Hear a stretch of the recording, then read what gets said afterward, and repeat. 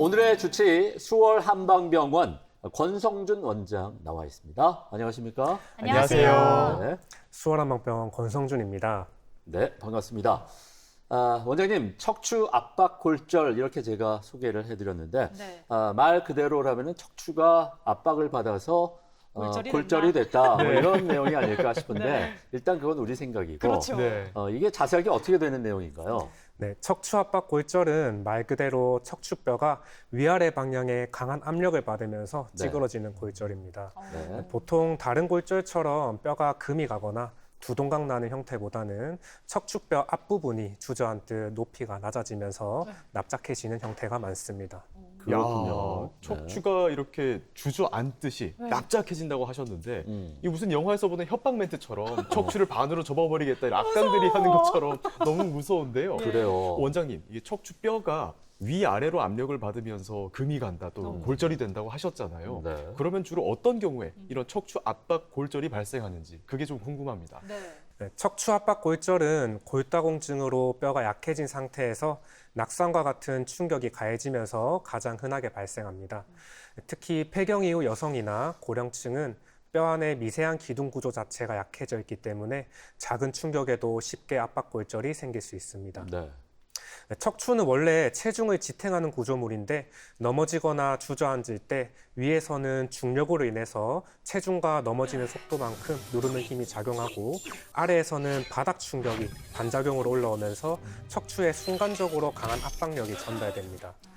건강한 뼈는 어느 정도 버틸 수 있지만 골다공증처럼 뼈가 약해져 있으면 그 압력을 견디지 못하고 찌그러지듯 무너지게 되는 겁니다. 쉽게 비유하면 튼튼한 상자가 아니라 속이 약해진 종이 상자를 위에서 누르면 찌그러지는 느낌과 비슷합니다. 실제로 빙판길에서 살짝 미끄러져 엉덩방아를 찢거나 침대에서 내려오다가 주저앉는 정도의 충격만으로도 발생할 수 있습니다. 네. 또 무거운 물건을 들다가 갑자기 통증이 생기거나 심한 기침 이후 발생하는 경우도 있습니다. 그 외에도 교통사고와 같은 외상으로도 발생할 수 있습니다. 네. 보통 이제 왜 기침 한번 잘못했다가 허리 삐끗했다 이런 경우도 네. 있고요. 그렇죠. 저는 고등학생 때 그 멀리뛰기 하다가 허리 삐끗한 적이 아이고. 있거든요. 보통 멀리 안 나갈 것 같은데 그러니까요. 멀리 네. 나가지도 않았는데 허리까지 삐끗해서 아팠던 적이 네. 있습니다. 아니 이렇게 일상에서 우리가 허리를 삐끗할 수는 있는데 또 압박 골절이 생길 수도 있다는 얘기에 또 깜짝 놀랐고요. 그래요? 근데 또 얘기를 듣다 보니까 골다공증 환자들이 좀 주의를 해야 되겠다 이런 생각이 드네요. 네, 맞습니다. 특히 고령층에서 발생하는 척추압박골절 환자 대부분이 골다공증과 관련되어 있습니다. 골다공증은 단순히 뼈 양이 줄어드는 게 아니라 뼈 내부 구조 자체가 약해지는 질환입니다. 그래서 작은 충격에도 척추가 쉽게 주저앉는 압박골절이 생길 수 있어서 골절인지도 모르고 넘어가는 경우도 있는데요. 특히 폐경 이후 여성, 고령층, 장기간 스테로이드를 복용한 분들, 네. 암 환자분들은 뼈가 약해 위험성이 높습니다. 또 척추 압박골절은 한번 생기면 인접 척추에 추가 골절이 생길 위험이 커지기 때문에 골다공증 자체를 적극적으로 관리하는 것이 굉장히 중요합니다. 네. 보통 우리가 뼈가 골절이 되면 엄청 아프고 막 네. 붓고 이러잖아요. 맞아요. 이게 골절이 됐는지 모르는 게 참 쉽지는 않을 것 같은데 예. 그런데 척추 압박 골절은 좀 다른가 봅니다. 원장님 어떻습니까? 네, 척추 압박 골절은 우리가 흔히 생각하는 골절과는 양상이 조금 다른 경우가 있어 의외로 모르고 지나치는 경우가 있습니다. 예. 가벼운 충격으로 압박 정도가 심하지 않고 척추 앞부분만 주저앉는 형태인 경우 통증도 생각보다 심하지 않을 수 있고 팔다리 골절처럼 심하게 붓거나 눈에 띄는 변형이 없는 경우도 많습니다. 네. 특히 골다공증성 압박골절은 강한 외상이 아니라 가벼운 충격으로도 생기는 경우가 많다 보니 환자분들이 허리를 삐끗했나 보다 정도로 넘기는 경우가 있습니다. 야, 그러면은 허리를 삐끗한 줄 알았는데 알고 보니까 골절이었다. 아유, 이런 얘기잖아요. 예. 그래요. 알고 보면 너무 위험한 일일 수도 있을 것 같은데 음. 그러면 이런 경우에 이게 골절이었는데 모르고 그냥 지나쳤을 경우에 어떤 문제가 좀 발생할 수 있을까요? 네. 네, 가장 큰 문제는 척추가 점점 앞으로 굽는 후만 변형입니다. 압박골절은 보통 척추 앞부분이 먼저 무너지는데 그렇게 되면 몸의 무게 중심이 점점 앞으로 쏠리게 됩니다. 그러면 척추 앞쪽에 더 큰 압력이 집중되고 이미 약해진 척추가 추가로 더 무너지는 악순환이 생깁니다. 결국 인접 척추까지 연속적으로 압박골절이 생길 수 있고 시간이 지나면 인대와 근육 균형까지 무너지면서 등이 굽은 자세가 고착될 수 있습니다. 네. 그리고 굽은 등으로 인해 앞으로 쏠린 무게 중심을 버티기 위해서 허리와 등 근육이 계속 긴장하게 되어 만성적인 허리 통증을 유발할 수도 있습니다. 또 자세가 심하게 굽으면 흉곽이 충분히 펴지지 않아 호흡 기능이 떨어지고 보행 불안정이나 낙상 위험 증가로 이어질 수도 있습니다. 네. 네. 이런 변형이 일어나기 전에요. 제때 진단을 받고 치료를 받는 게 참 중요하다는 생각이 듭니다. 그렇습니다. 그리고 이런 경우라면 꼭 검사를 받아야 한다 하는 원장님 어떤 증상이라는 게 있을까요? 네, 가벼운 낙상 이후 허리나 등 통증이 계속된다면 꼭 검사를 받아보시는 것이 좋습니다. 특히 누웠다 일어날 때 유독 심한 통증이 있다거나 몸을 돌리거나 기침할 때 통증이 있다거나 특정 부위를 누르면 심한 압통이 있다거나 허리를 펴기 힘든 경우 그리고 움직일 때 통증이 심해지는 경우 이런 증상이 있다면 단순 근육통이 아니라 압박골절 가능성을 의심해 봐야 합니다. 삐끗했거나 하는 근육통은 움직이다 보면 어느 정도 풀리는 경우가 많지만 압박골절은 움직일 때마다 골절 부위의 압력이 반복적으로 가해지면서 통증이 심해지는 경우가 많습니다. 왜냐하면 골절 초기에는 뼈 안쪽 혈관이 손상되면서 출혈과 골수 부종이 생기고 움직일 때마다 골절 부위에 미세한 흔들림이 반복되면서 신경을 자극하기 때문입니다. 다만 환자분들이 스스로 정확히 구분하기는 어렵기 때문에 네. 고령층이나 골다공증 환자처럼 압박골절 고위험군인 경우에는 단순 근육통으로 생각하고 버티시기보다는 병원에서 영상검사를 받아보시는 것이 중요합니다. 또 다리 힘이 빠지거나 저림, 마비, 대소변 장애 같은 신경 증상이 동반된다면 네. 골절이 심하거나 신경 압박 가능성이 있기 때문에 빨리 병원에서 검사 받으셔야 합니다. 네. 아무래도 이제 고령층 연령대 분들이 좀 조심을 많이 하셔야 되지 않을까 싶은데 네. 일단 넘어졌는데도 불구하고 아픈 증상, 불편하고 이런 증상이 계속된다면 일단 검사를 빨리 받아보는 게 참 중요할 것 같습니다. 네. 혹시 갑자기 키가 줄어든다든지 아니면 등이 이렇게 좀 굽는다든지 이럴 경우에 이런 증상과도 관계가 좀 있겠습니까? 네, 굉장히 밀접한 관련이 있습니다. 압박골절이 반복되면 척추 높이가 점점 낮아지면서 실제로 키가 줄어들 수 있습니다. 네. 또 척추 앞부분이 계속 무너지면 등이 앞으로 굽는 후만 변형이 생기게 됩니다. 네. 이렇게 몸의 중심이 앞으로 이동하면 척추 앞쪽 압박이 더 커지고 추가 골절 위험도 더 증가하게 됩니다. 그래서 예전보다 키가 더 줄었다, 허리가 많이 굽었다는 단순 노화가 아니라 척추 압박골절 결과의 가능성도 있습니다. 그렇군요.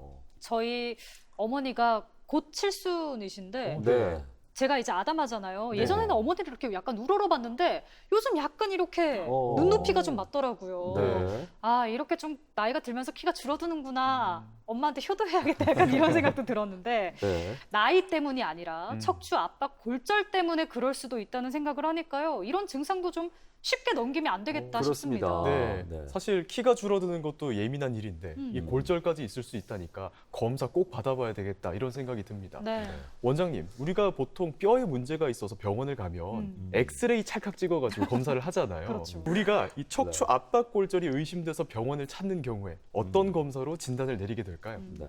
네, 기본적으로는 엑스레이 검사를 먼저 시행합니다. 척추 높이가 감소했는지 쇠기형 변형이 있는지를 확인할 수 있습니다. 다만 엑스레이만으로는 최근 골절인지 오래된 골절인지 구분이 어려운 경우가 많습니다.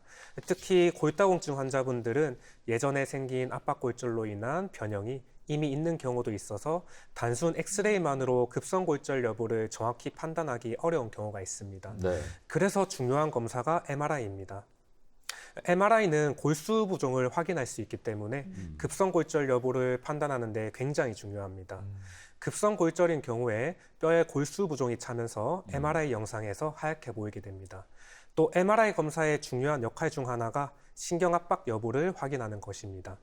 대부분의 골다공증성 압박골절은 통증 위주로 나타나는 경우가 많지만 골절이 심하거나 척추 뒤쪽까지 손상이 진행된 경우에는 골편이 뒤로 밀리면서 신경을 압박할 수도 있습니다. 이런 경우에는 다리 저림, 힘 빠짐, 보행장애, 진행하는 마비, 대소변 장애 같은 신경 증상이 나타날 수 있는데 이런 증상들은 수술 여부 결정을 위해 반드시 빨리 확인해야 하는 적색 신호라고 볼 수 있습니다. MRI는 단순히 뼈만 보는 검사가 아니라 신경, 디스크, 인대, 척수 주변 상태까지 함께 평가할 수 있기 때문에 이런 위험 신호를 확인하는 데 매우 중요한 검사입니다. 네. 이렇게 여러 가지 이제 척추 압박 골절과 관련된 증상들 함께 알아봤는데 네. 이런 검사들을 통해서 척추 압박 골절로 확진이 됐다. 그럴 경우에 어떤 방법으로 치료를 하게 될지 그 정하는 특별한 기준이 있을까요, 원장님? 네, 치료는 크게 보존적 치료와 시술, 수술 치료로 나뉩니다. 대부분의 골다공증성 압박 골절은 척추 앞부분 위주의 안정성 골절인 경우가 많아서 보존적 치료로 회복이 가능합니다. 하지만 안정성 골절이고 신경 압박 증상이 없음에도 즉 보존적 치료 대상임에도 불구하고 초기 통증 관리에 실패해서 통증이 너무 심한 경우에는 시술을 고려하게 됩니다. 반면 골절이 심하거나 척추 뒤쪽까지 손상되어 구조적으로 불안정한 경우, 후만 변형이 진행되는 경우 또는 신경을 압박하는 경우에는 수술적 치료가 필요할 수 있습니다. 네. 지금 증상의 정도와 범위에 따라서 치료법이 달라지고 있습니다. 그렇습니다. 그렇다면 정도가 좀 심하지 않을 때 할 수 있는 보존적인 치료로는 어떤 게 있을까요? 네, 보존적 치료의 핵심은 더 무너지지 않게 보호하면서 회복시키는 것입니다. 골절 초기에는 통증 때문에 몸이 자연스럽게 앞으로 굽게 되는데 이런 자세가 반복되면 척추 앞부분 압박이 더 심해져 추가 붕괴가 위험이 커질 수 있습니다. 네. 그래서 TLSO라고 하는 척추 보조기로 척추를 안정화하고 초기에는 침상 안정으로 무리한 움직임을 줄이는 것이 중요합니다. 네. 다만 과도한 침상 안정은 근력 저하나 폐렴, 혈전 위험을 증가시킬 수 있기 때문에 상태를 보면서 조기 보행과 재활을 함께 진행하는 것이 중요합니다. 또 통증 조절도 굉장히 중요합니다. 통증이 심하면 움츠리면서 자세가 무너지게 됩니다. 또한 통증으로 인해 움직임이 줄어서 근육이 과도하게 긴장하게 되는데 그러면 혈액순환과 회복 환경이 더 나빠져 예후가 좋지 않을 수 있습니다. 따라서 양방에서는 진통제를 사용하기도 하고 네. 한방에서는 침치료, 약침치료, 한약치료 등으로 통증 조절과 근육 긴장을 해소합니다. 네. 네. 앞에서 TLSO였나요? 이 척추 보조기를 착용해야 된다고 말씀하셨는데 네.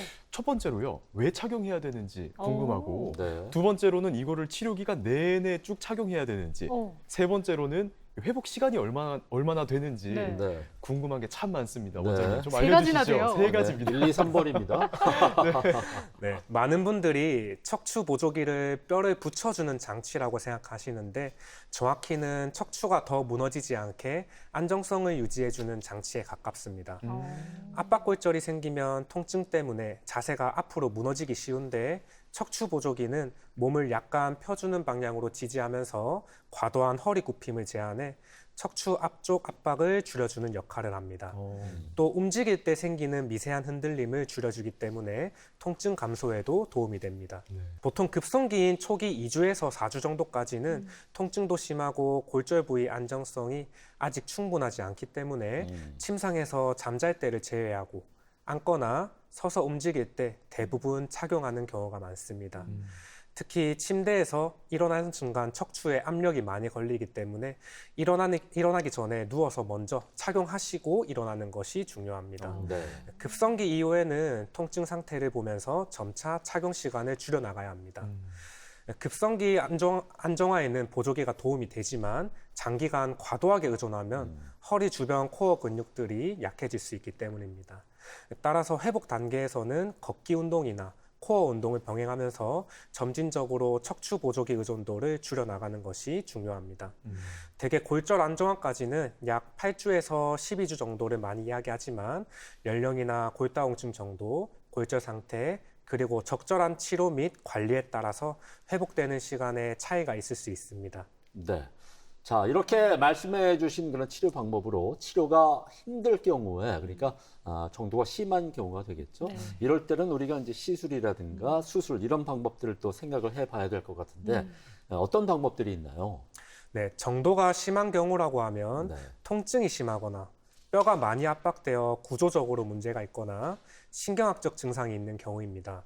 먼저 골절 정도가 심해 척추 앞부분뿐만 아니라 뒤쪽 후방인대 및 지지 구조물까지 손상된 경우에는 척추들 간의 연결 구조가 불안정해질 수 있고 골편이 뒤로 밀려 신경을 압박하면서 다리 저림, 힘 빠짐, 보행장애, 진행하는 마비, 대소변장애 등과 같은 신경학적 증상이 발생할 수 있습니다.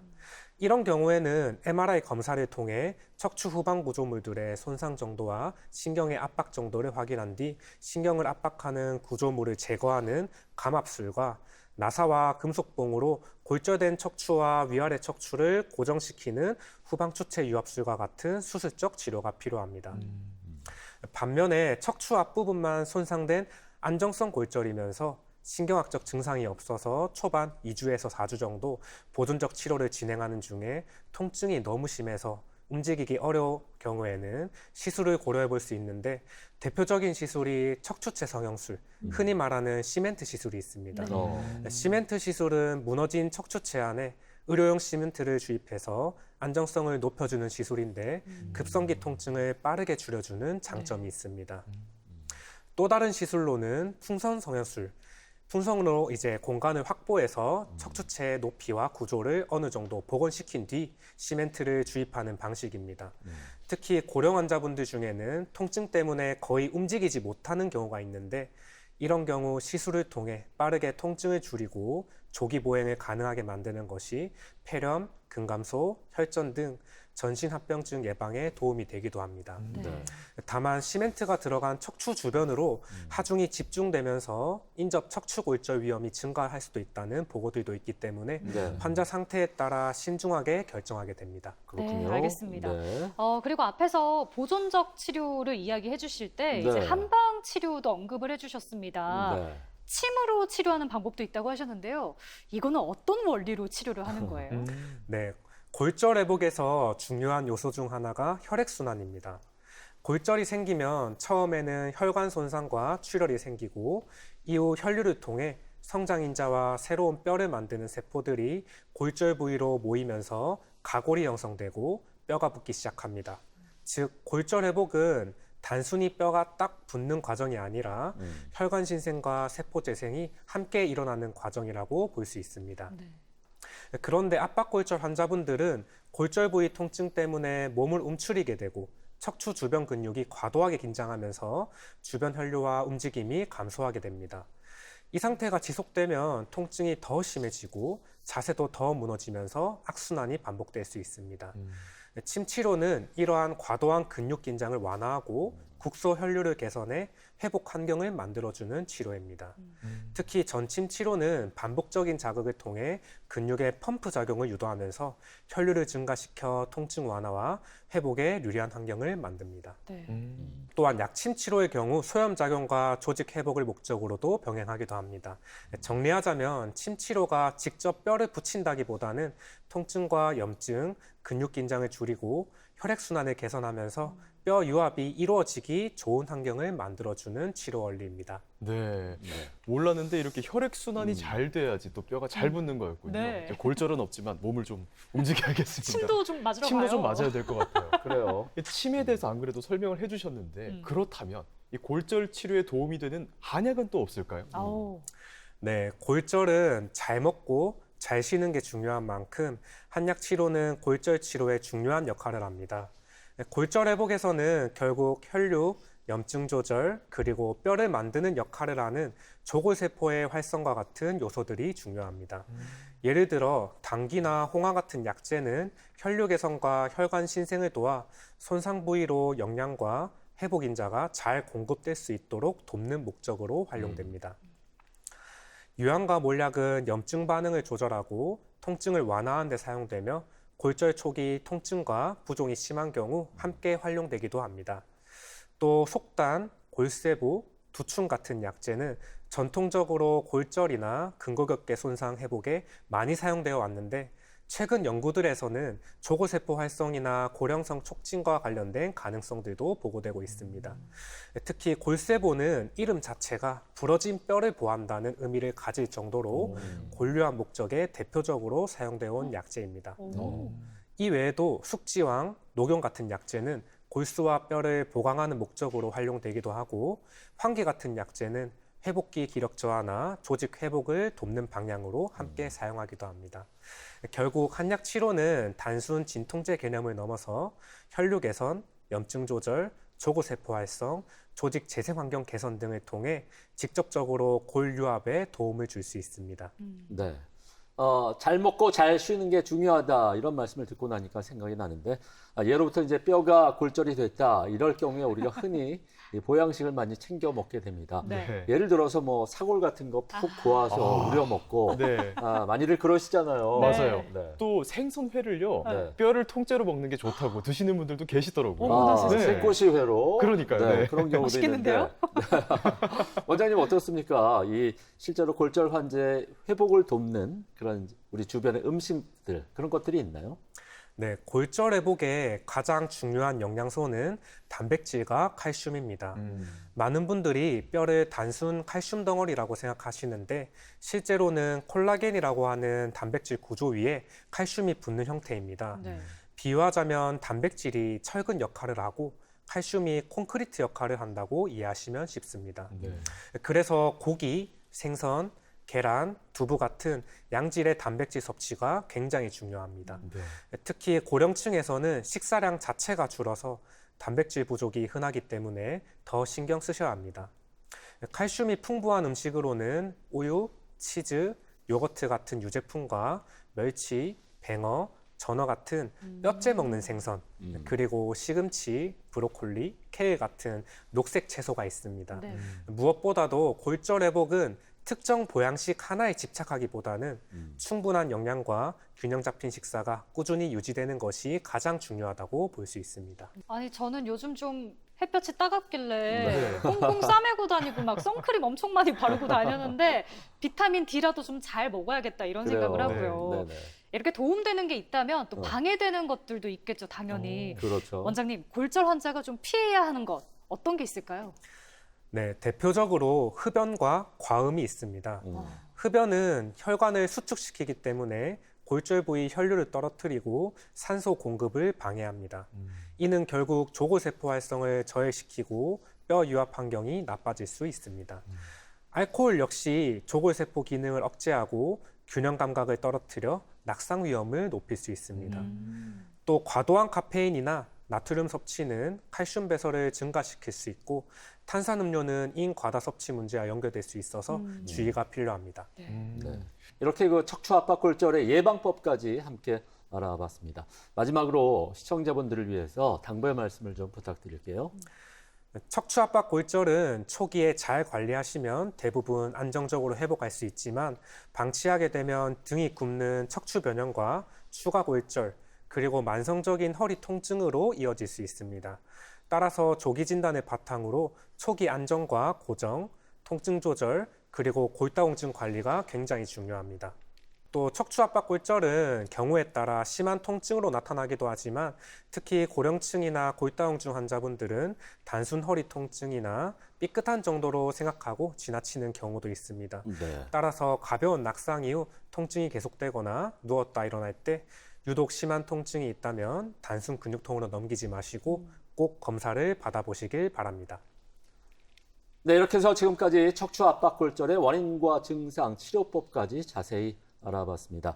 작은 충격도 이렇게 골절로 이어질 수 있다고 하니까 증상이 조금이라도 의심된다면 빨리 병원 찾으셔서 정확한 진단 받아보시길 바라겠습니다. 네.